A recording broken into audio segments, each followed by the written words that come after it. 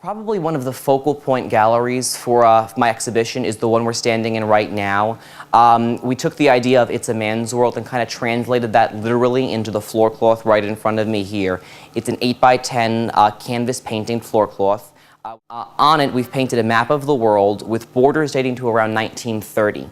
And we've numbered and labeled every country John Garrett visited. He visited 76 different countries in the world, and we did have some problems in delineating which countries he visited because he was traveling from the 1890s all the way through the 1940s. So borders changed, countries changed. On the map, we also have put a number of different images from his worldwide collections. An image of a cow from Argentina, which actually mirrors an image on the wall right next to me, painted by Miguel Covarrubias. We have blue and white porcelain in China. The two globes you see in front of you were both in the Garrett collection. We put them alongside to kind of show that not only were they world travelers, but they were interested in world travel. It wasn't just something that came along with a job or with a hobby. It was one of the mainstays and main interests of their lives. I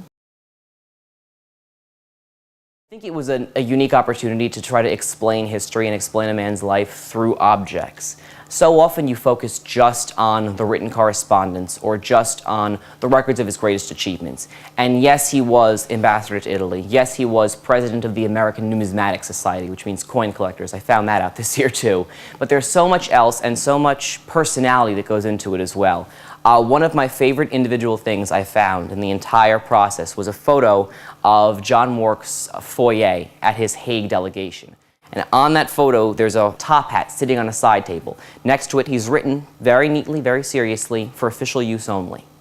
And I thought little things like that that showed, a glimpse of the man's humor were one of the most interesting things in the exhibit because it made it more personal. It made the objects, which are all, valuable and beautiful in their own right, that much more interesting because they're linked to a man who I think genuinely loved what he did.